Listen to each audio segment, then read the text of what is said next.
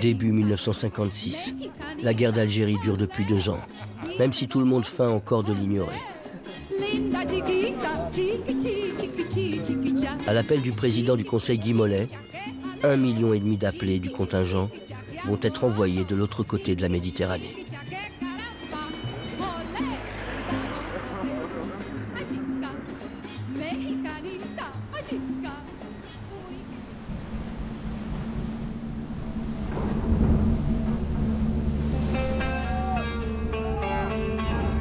Les événements d'Algérie, le rappel des disponibles, ont jeté la peine et le trouble dans un grand nombre de foyers.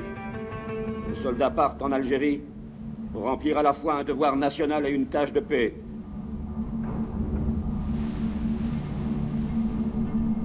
En cette seule année, ils seront 200 000 à partir dans ces grands paquebots qui vont de Marseille à Alger. Ce n'est que le début. Claude Berry, 22 ans, raconte « Je voyais encore mes parents, petite silhouette en larmes. J'étais un enfant, leur enfant. Et cet enfant partait à la guerre. » Dans la cale, c'était plein de vomissures. C'était une odeur nauséabonde, les gens malades. Mais je me suis dit, le meilleur moyen de ne pas être malade, c'est de sortir de là, quoi, et puis d'aller sur le pont. Claude Klotz, 24 ans, témoigne. 200 troufions à côté au bastingage du bateau. Comme avait dit ma tante roubaisienne, ça te fera un voyage. L'Algérie, si proche, si loin, ressemble presque à une colonie de vacances pour tous ces jeunes gens venus des 4 coins de la France. Ils en ignorent tout. À 20 ans, la plupart n'ont jamais quitté leur province, leur ville ou leur campagne.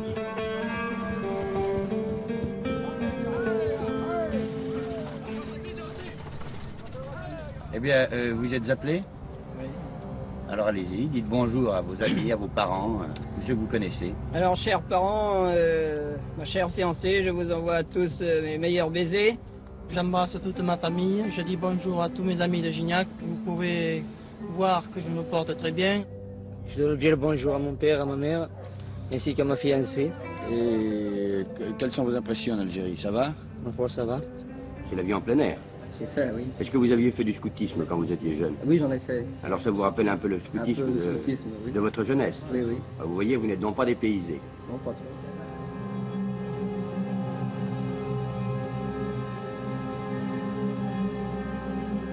Ce sont 28 mois qui ont énormément compté dans mon existence, par le choc, par la surprise de rencontrer une communauté totalement différente de celle que j'avais vécue à Paris.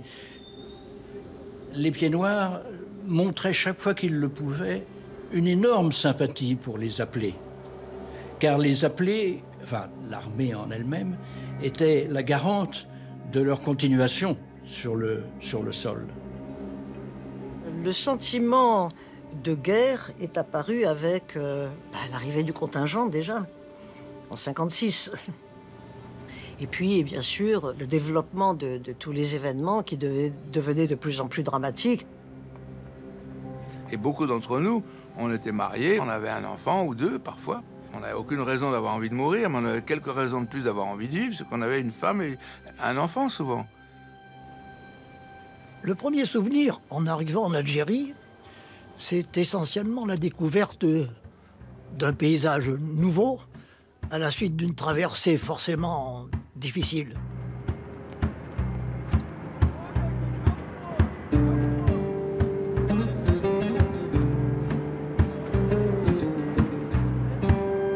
Nous sommes dispersés.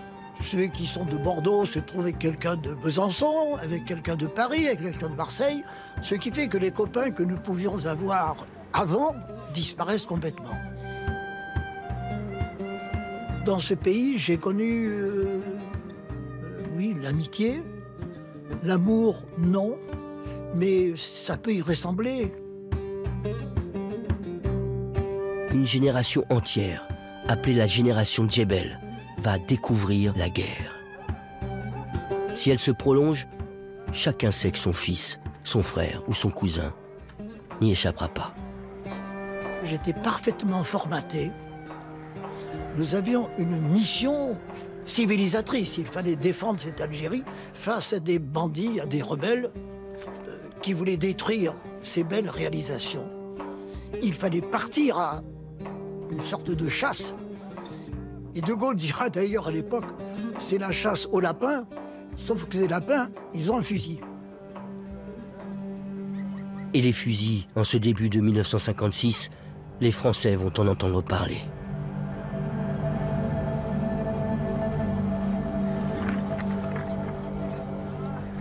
Au matin de ce 18 mai, ce sont 22 appelés ordinaires, des gamins de la région parisienne arrivés depuis quelques semaines seulement, qui partent pour une mission de routine sur une route comme tant d'autres dans les gorges de Palestro. Lorsqu'un commando attaque,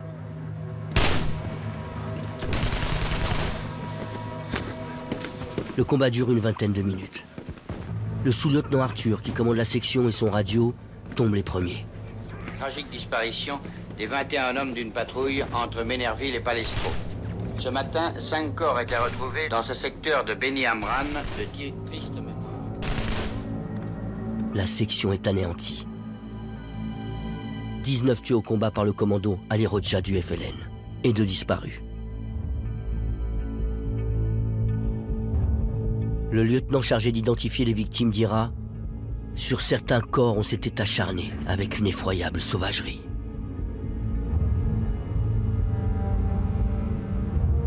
L'embuscade de Palestro, avec son terrible bilan et ses cadavres atrocement mutilés, va se changer en drame national. La France découvre ce que signifie la pacification en Algérie. Cette terreur que j'ai vue en Algérie, ces massacres, ces horreurs, ces exactions, ces cadavres que l'on mutile, ces parties génitales que l'on coupe, pour nous, mais c'est insupportable. Pourquoi faire tout cela? Moi, vous savez, j'ai 2 gars qui sont morts dans mes bras, dont un qui n'aurait pas fait de mal à une mouche. J'ai vu des gens, mais comment, mais c'est pas comme au cinéma, c'est pas « Ah, vive la France !» C'est « Maman, j'ai mal, je veux pas mourir. Maman, j'ai mal, je veux pas mourir. » Voilà. Hein, c'est pas du tout la même chose. Tous, c'est leur mère qui s'appelait. Nous songeons à ces garçons naïfs, note dans ce journal l'écrivain Mouloud Feraoun. À ces pauvres garçons, et surtout à leurs parents, de Bourgogne ou d'Alsace, que nous plaignons. Que sont-ils venus faire ici, bon Dieu? Pourquoi meurent-ils si bêtement? En découvrant l'horreur sur le terrain, la sauvagerie utilisée parfois par ces rebelles, ça allait tout à fait dans le sens de ce qu'on me disait. Je n'avais pas de scrupules à poursuivre ces gens.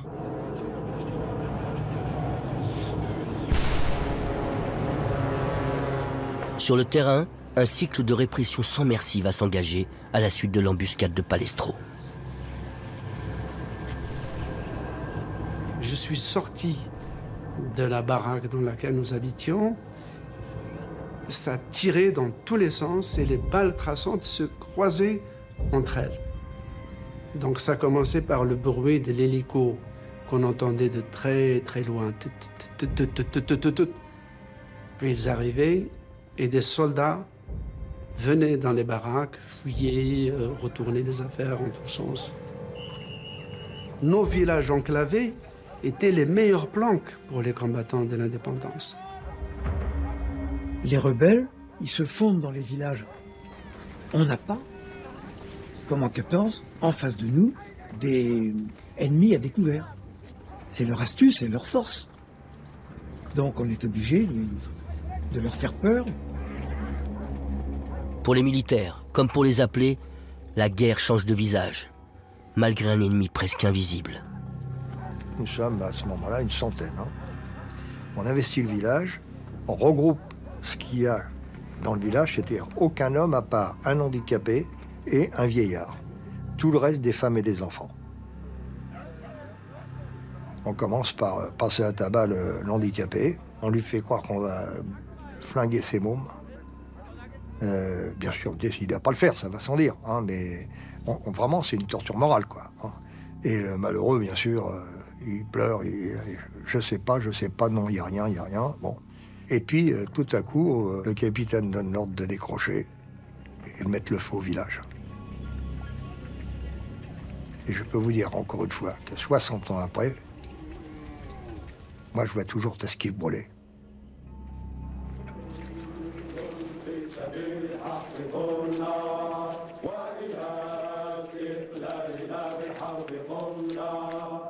L'ALN, la branche armée du Front de libération nationale algérienne, a encore étendu son influence.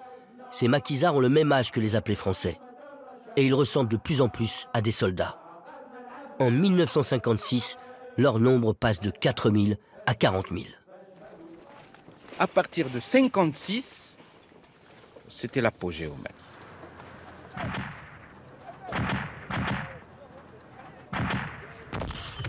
Les actions militaires se déroulaient un peu partout. On avait l'initiative.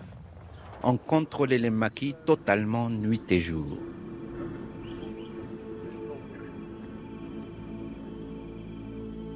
La stratégie, c'était de diviser les unités, c'est-à-dire un petit groupe, et puis les regrouper en cas d'opération ou d'action quelconque.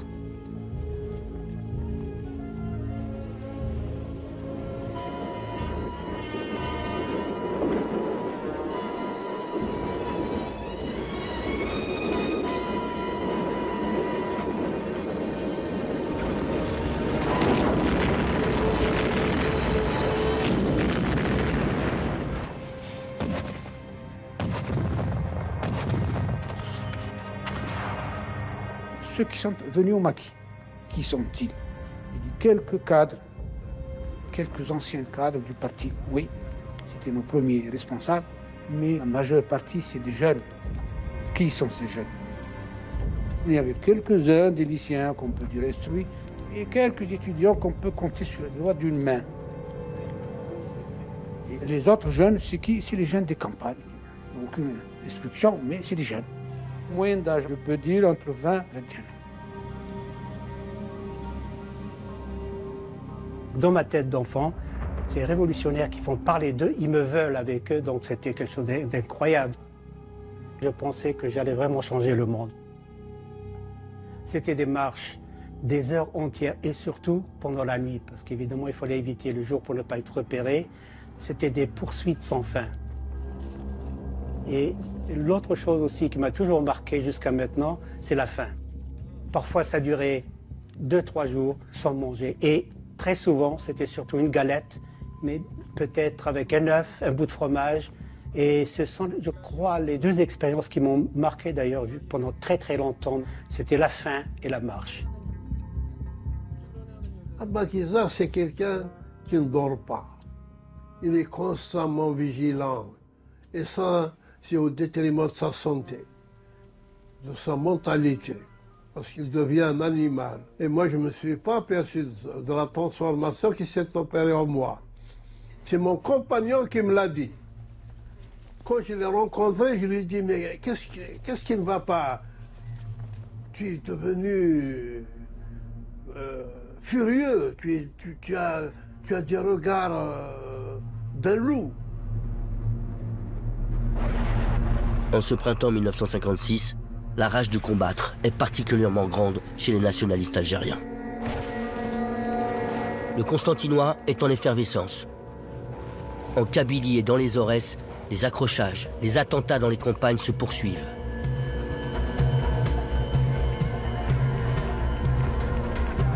À l'image du Viet Minh en Indochine, leur modèle, les maquisards du FLN, vivent dans la population comme le poisson dans l'eau.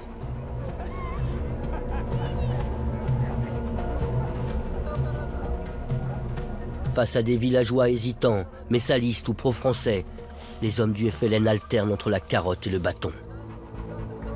L'aide sociale aux plus pauvres, mais aussi la terreur au quotidien. Chasse aux ennemis du peuple, interdiction de la musique ou du tabac. Un jour, un des maquisards a laissé tomber une boîte de chic devant le colonel Amérouche. Le colonel Amérouche la prend, il vérifie que c'était du tabac. Il s'adresse à lui et dit « Comment? Tu viens de passer la matinée à humilier les paysans parce qu'ils chiquaient ou parce qu'ils fumaient. Et toi, tu chiques ?» Et le colonel Amérouche a ordonné immédiatement son exécution. Mon père, il avait écrit une lettre à Amérouche où il dénonçait ces pratiques. Il disait que nous voulons une Algérie démocratique, il faut être pédagogue, il faut convaincre les gens. Il se positionnait clairement contre certaines pratiques, en tout cas du colonel Amérouche. Ça le révoltait. Il est vrai qu'il y a eu des bavures, même si ce n'est pas moi qui les ai commises. J'en porte la responsabilité puisque c'est le FLN. Mais ils ont été condamnés par la direction FLN. La révolution, elle ne se faisait pas avec des bouquets de roses.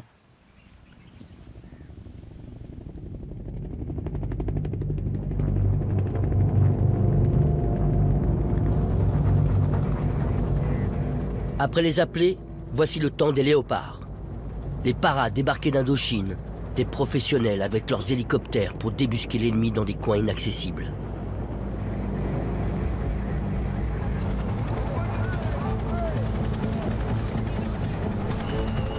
Traumatisés par la défaite de Dien Bien Phu, ils veulent en découdre.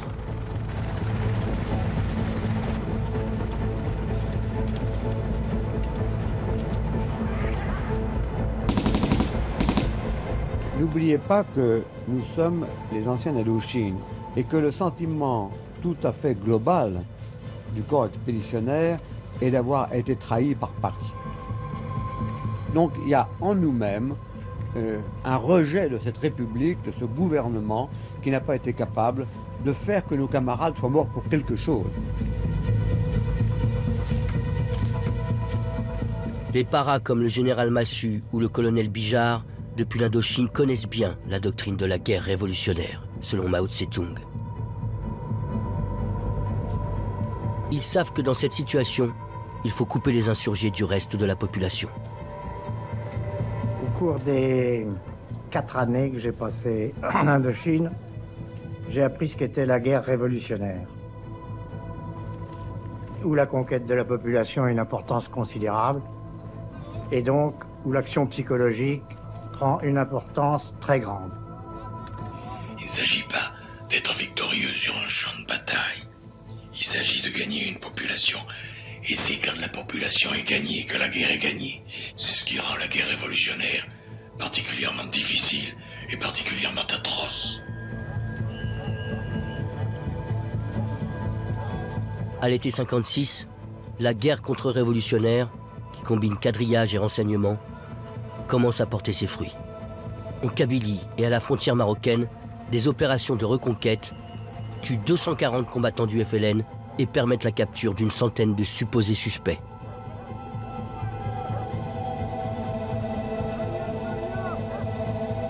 Le colonel Bijard triomphe avec son franc-parler, qui en fera une vedette des médias de l'époque.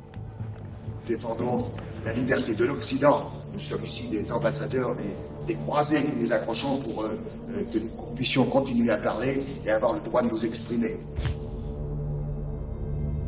Pour ces croisés, tous les moyens vont être bons pour démanteler ces réseaux du FLN.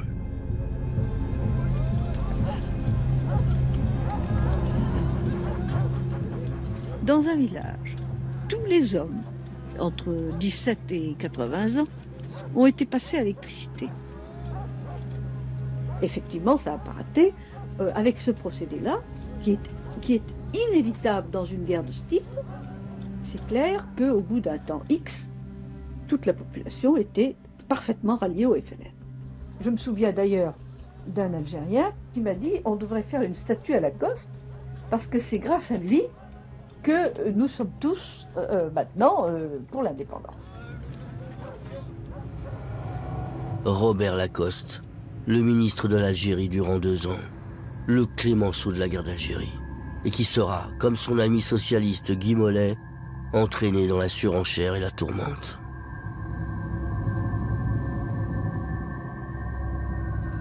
Dans le cadre de cette guerre contre-révolutionnaire, le haut commandement cherchera à mieux contrôler l'Algérie.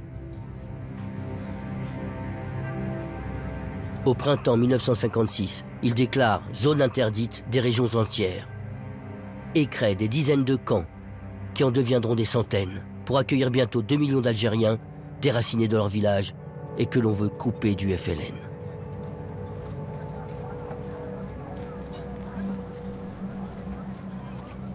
On n'avait rien emmené avec nous, rien, mais rien de rien.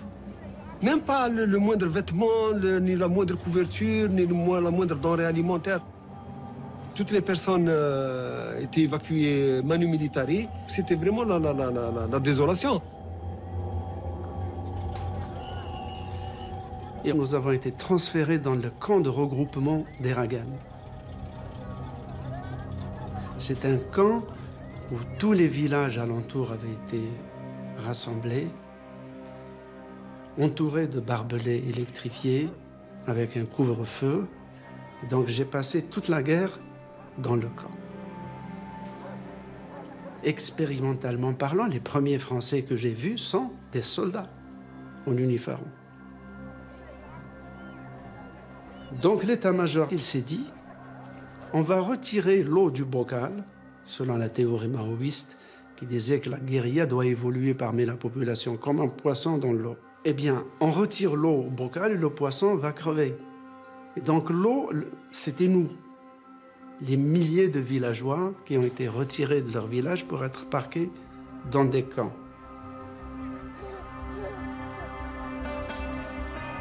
À travers ces jeunes appelés, la France découvre la réalité de l'Algérie.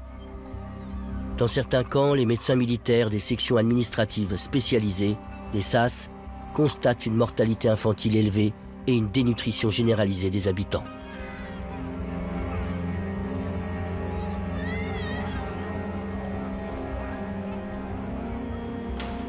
Si je n'avais pas été dans le camp, je n'aurais jamais été à l'école. Je n'aurais jamais appris à lire et à écrire. Quelle dette étrange quand même vis-à-vis d'une guerre. Faut-il qu'il y ait une guerre pour qu'on puisse aller à l'école et se soigner? Et donc cette image ambivalente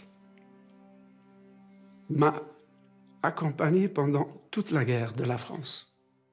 Image ambivalente de la France. D'ailleurs, mon père, il disait, la France te blesse et te soigne. Pris entre deux feux, les musulmans d'Algérie n'ont pas d'autre choix que de rallier un camp ou l'autre. Pour contrer l'influence grandissante du FLN, l'armée française va promouvoir dans les campagnes des groupes d'autodéfense qui préfigurent les harkis. Comme elle ne peut pas être partout à la fois, elle donne des armes aux habitants jugés loyaux.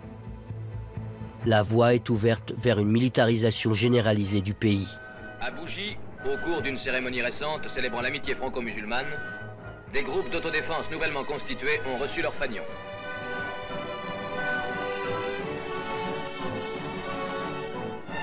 Ils ont ensuite défilé dans les rues de la ville sous les acclamations de la foule. On donnait des fusils de chasse à des hommes dans des villages en leur disant « Votre rôle, c'est simplement d'interdire l'entrée des maquisards, des félagas, des moujahidines qui viendraient se ravitailler. » Et quand le chef de clan, de tribu ou de la famille s'engage, eh ben les autres suivent. C'est le cas de la famille du Bachaga Boualem, par exemple, où finalement tout son village s'est engagé. Le sentiment général du peuple algérien, et en particulier les musulmans, sont pour une confiance totale. La France est le pays de toutes les religions, de toutes les confessions, et il n'y a pas de raison que, et la France étant une grande nation à vocation musulmane, il n'y a pas de raison que nous ne soyons pas français comme les autres. Une directive préconise la constitution de groupes de harkis dans chaque corps d'armée, ce qui double le nombre d'Algériens désormais au service de la France. Fin 1956, ils seront 20 000.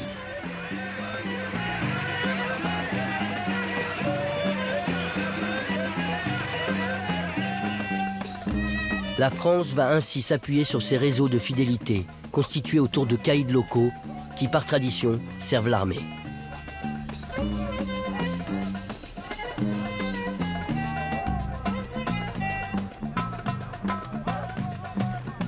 Les plus aguerris de ces harkis sont parfois d'anciens maquisards du FLN, ralliés à la France. Ils rejoignent les commandos d'élite et apprennent avec eux les techniques héritées de l'Indochine.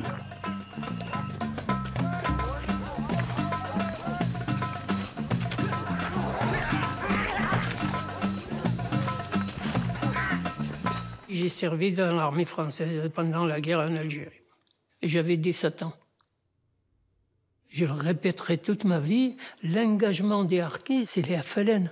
Parce que la majorité des gens qui ont pris des armes, c'est des gens à qui on a tué des membres de leur famille. Je prends l'exemple moi. Il y a énormément de gens que je connais. Ils viennent, ils ont tué le mari, ils ont obligé la femme à leur faire à manger. Après, je ne vous le dis pas ce qu'ils ont fait d'elle, de cette pauvre femme. Quelle que soit la motivation de tous ces partisans algériens de la France, leur seule présence fragilise l'adversaire. Elle sape la visée hégémonique du FLN, puisque des Algériens en combattent d'autres. D'ailleurs, l'armée française ne cesse de le rappeler dans ses tracts. Je sais que, par exemple, la question des harkis, ou être harki pour ma famille, c'était quelque chose d'impossible. C'était être un traître de la nation. Et à ce propos, eh bien, il y a cette histoire de donc ce grand-oncle. Ils lui ont demandé en fait, de travailler pour la France et de devenir harki. Donc il a dit non. Et c'est à ce moment-là que l'armée française, ils l'ont tué. On préférerait mourir que de travailler pour la France et d'être un traître de la cause nationale. C'est de la propagande que de croire qu'ils étaient des fervents défenseurs de l'Algérie française. Les harkis, ce sont des pauvres garçons qui étaient broyés par la guerre et la France avait besoin. Elle ne connaissait pas la langue du pays, l'armée française avait besoin de ces hommes-là. Quoi qu'ils aient fait les harkis, ils l'ont fait sous la responsabilité d'officiers français. Ils s'y ont brûlés, pillés, tués. Ils l'ont fait sous la responsabilité d'officiers français. C'est quand même ça le fond des choses.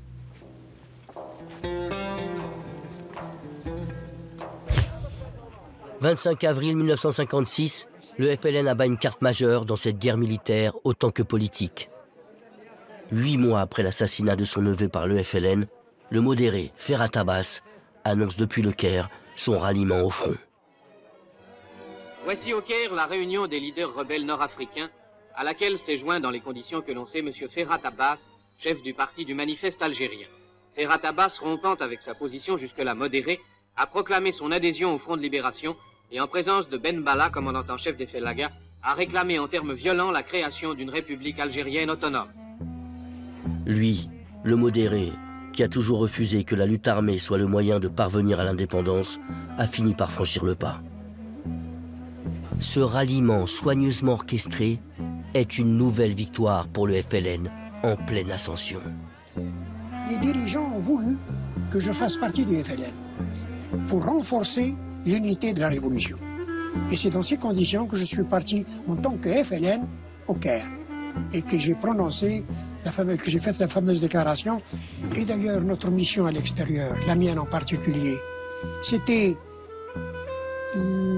trouver de l'argent, trouver des armes et faire de l'information et de la propagande.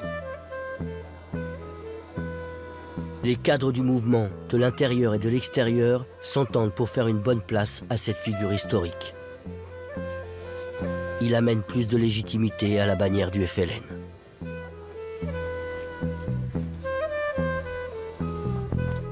Pour s'imposer plus encore, le FLN doit se structurer et s'unifier. C'est le désir d'un homme, le chef du FLN d'Alger, Abban Ramdan, surnommé le Robespierre de la révolution algérienne. Abban entend donner une tête à ce mouvement sans cohésion, bâtir une organisation politique et plus seulement militaire. C'est à l'été 1956 qu'il organise le décisif congrès de la Soumam. Pour la première fois, une réunion clandestine va réunir les 16 chefs militaires du FLN. Le congrès de la Soumam débute le 20 août 1956 et durant une vingtaine de jours, ces chefs vont débattre et se structurer. Une charte politique est établie. C'est la première. Des régions militaires, appelées les wilayas, sont redessinées. Les unités se subdivisent en bataillons, appelés Katiba.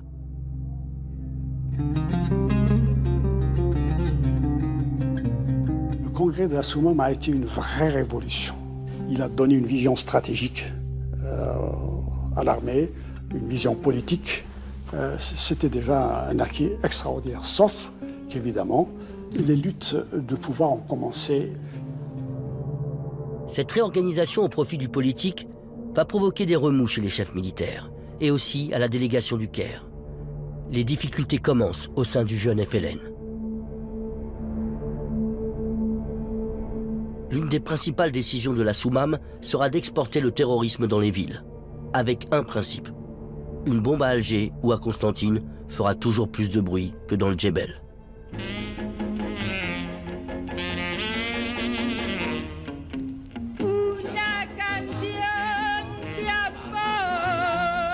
En 1956, la capitale de l'Algérie est à la fois la porte d'entrée des appelés du contingent et la ville la plus épargnée par la guerre.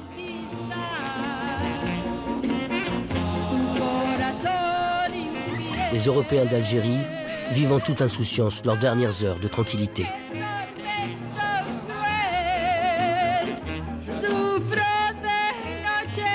Car les réseaux nationalistes se développent rapidement dans les quartiers musulmans où le FLN compte des milliers de sympathisants.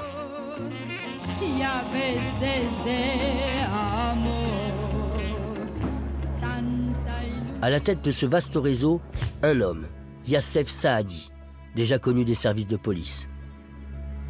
Il mettra en application la stratégie de terreur urbaine décidée par le FLN au congrès de la Soumam.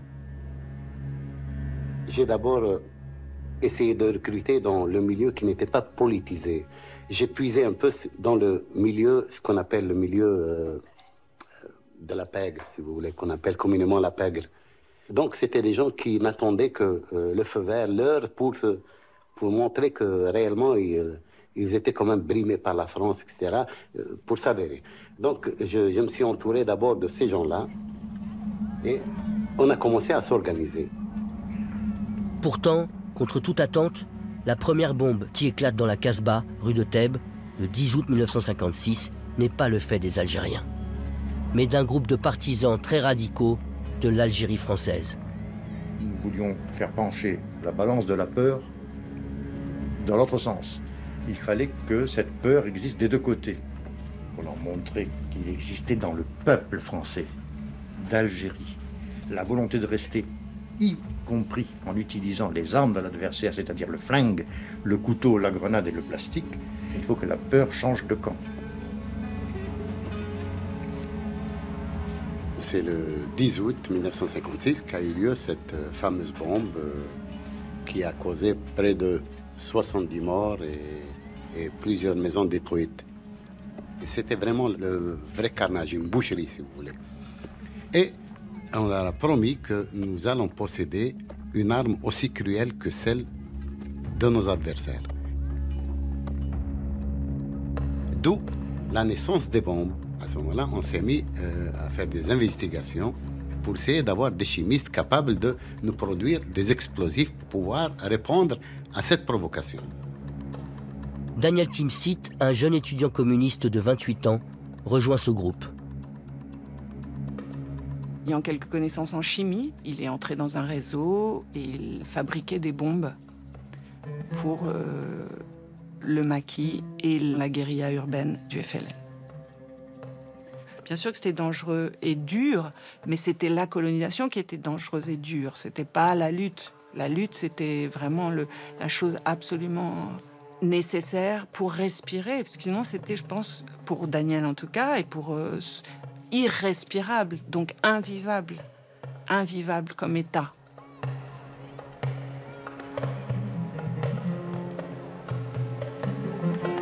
De jeunes Algériennes musulmanes sont recrutées. On a chargé l'organisation politique de recruter des jeunes filles belles qui avaient le teint un peu clair ou bien qui ressemblaient un peu aux pieds noirs, de façon à pouvoir se faufiler. Samia Lagdari, Jamila Bouhired, Assiba Benbouali et Zora Drif. La presse parlera d'elles comme les poseuses de bombes du FLN. Donc Samia était d'accord, Jamila était d'accord, et j'ai dit oui, je suis partante, on attendait ça depuis très longtemps. Donc robe de plage décolletée, cheveux tirés, lumière, sacoune, pour qu'ils puissent nous laisser passer sans fouiller le sac. C'est dans ce climat délétère que le FLN va répondre par des attentats, en particulier contre des cafés où se réunit la jeunesse européenne d'Alger. Ce Milk Bar était un lieu extrêmement populaire dans le centre d'Alger. C'était vraiment le lieu où les non-arabes allaient manger une glace. Donc ma grand-mère m'avait emmené manger la dernière glace des vacances au Milk Bar.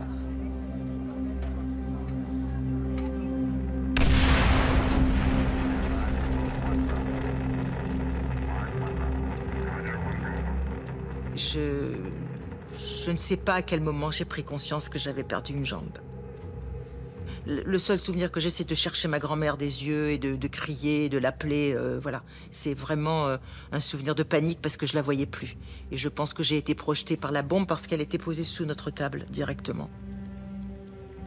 L'attentat de la cafétéria et celui du Milk Bar font 4 morts et 52 blessés, parmi lesquels plusieurs enfants.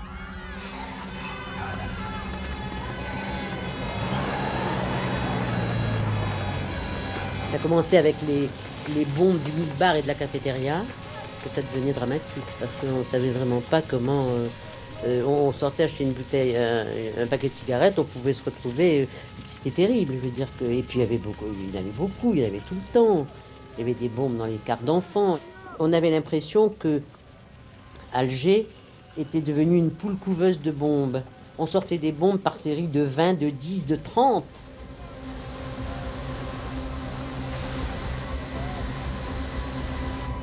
De toutes parts, à Alger, la violence se déchaîne. La peur, la psychose de l'attentat s'installe dans la population européenne. À la fin de l'année, la foule assiste aux funérailles du patron des mers d'Algérie, Amédée Froger, assassiné par le FLN. Ce qui entraînera d'horribles ratonnades à la suite des obsèques.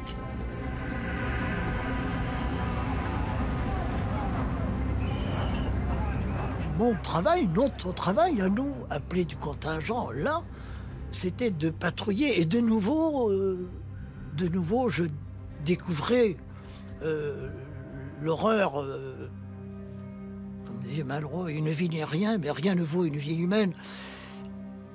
Et nous ramassions des cadavres sur le trottoir, des cadavres de musulmans qui avaient été assassinés.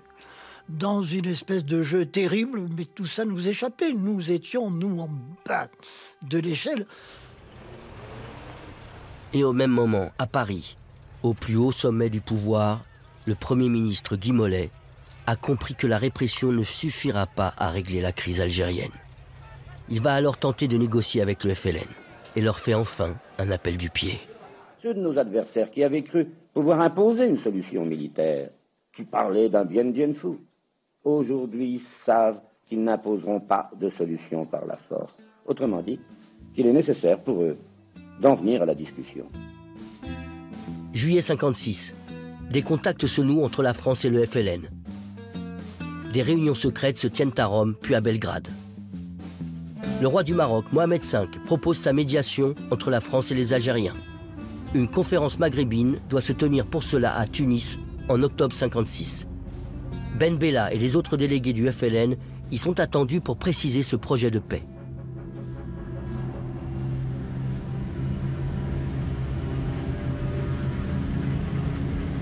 Mais au dernier moment, en plein vol, leur avion est détourné vers Alger. Les militaires français prennent seuls cette décision de piraterie aérienne. Ils court-circuitent ainsi cette rencontre qui aurait pu aboutir à une indépendance négociée comme au Maroc et en Tunisie. Les 5 nationalistes arrêtés au rang des plus importants et des plus anciens sont exposés les uns après les autres devant les caméras du monde entier, comme des prises de guerre exceptionnelles.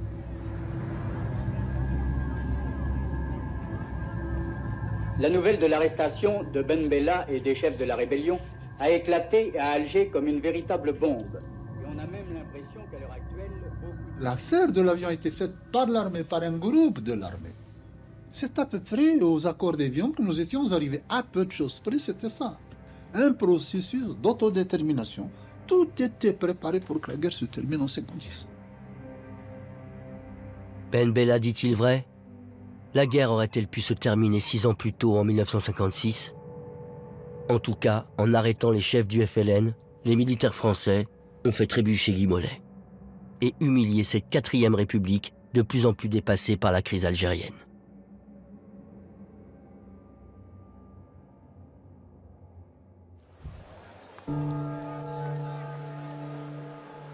À Alger, pour reprendre la main, Guy Mollet nomme Raoul Salan, un ancien d'Indochine, un militaire solide et plutôt classé à gauche.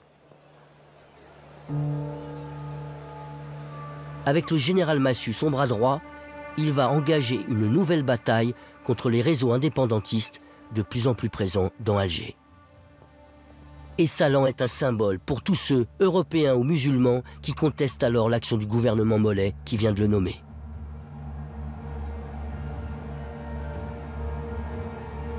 Le soir du 16 janvier 1957, son bureau est pris pour cible par 2 tirs de bazooka.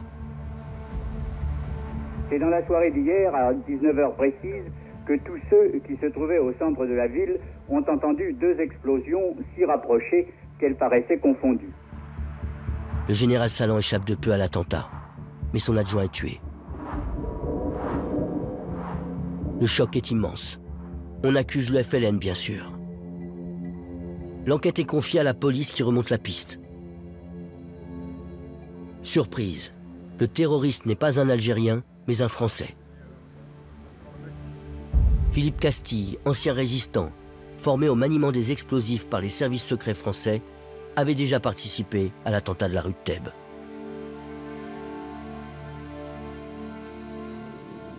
Les gouvernements de la 4e République se succédaient à vue d'œil.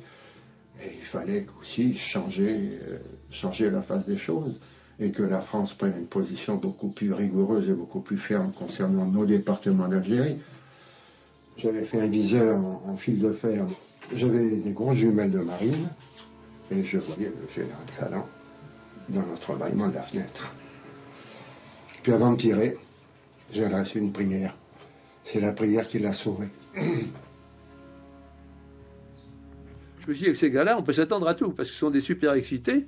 Le général Salan a failli y passer d'un coup de bazooka qui a tué son aide de camp, le commandant Rodier, dans son bureau. L'attentat du bazooka, après celui de la rue de Thèbes, marque l'acte de naissance d'un contre-terrorisme, organisé par les ultras de l'Algérie française et certains milieux militaires. Désormais, il n'y a pas que le FLN. Le gouvernement français doit lutter sur 2 fronts. Vous aviez un projet politique? Non, on ne faisait pas de politique. Moi, j'étais dans la couverture ouvrier. Qu'est-ce que vous cherchiez? Nous, on voulait rester en Algérie. On voulait rester en Algérie. L'Algérie, c'était la France. On est né là-bas. 3 générations, mon père est mort là-bas. Et on voulait rester sur la terre. Et on croyait qu'elle appartenait à la France. Et voilà, on reste là. Vous aviez déjà tué quelqu'un avant? Non, jamais. Comment ça a été la première fois? Non, normalement. Ce qui était passionnant, c'était de voir à la fois, comme ce recrutement était banal, c'était des gens ordinaires, et très vite, les contacts avec l'armée. Nous avons découvert très rapidement que l'officier de la sécurité militaire qu'on avait détaché près de nous pour faire la liaison faisait partie du groupe, donc on s'affuyait complètement, et que des liens avec la métropole avaient été établis, notamment avec les poujadistes. Dans cette affaire, nous voyons déjà tout ce qui va être le noyau de base de l'OS, puisqu'on va retrouver Vatin dans les attentats contre le général de Gaulle et notamment au Petit Clamart, Riza dans les commandos Delta à Alger, etc., etc.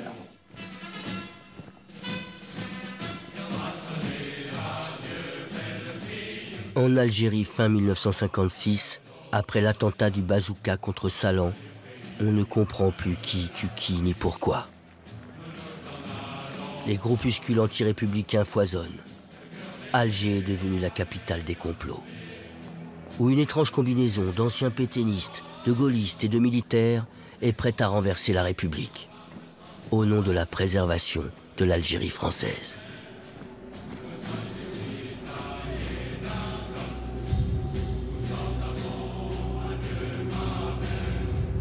Au même moment, sur fond de bombes FLN et de répression militaire, la Casbah est en ébullition.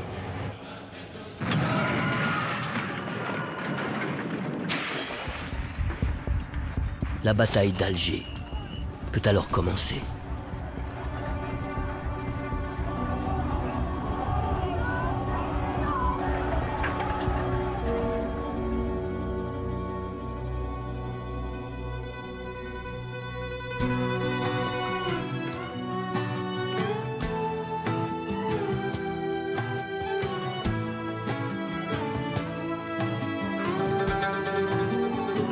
Ces années d'indépendance, je n'ai pas pu les voir grandir parce que j'avais pris mes distances avec ceux qui me faisaient souffrir. Moi qui vivais de son odeur, j'ai tant souffert dans mon exil, mais j'ai l'amour encore au cœur, malgré des heures bien difficiles.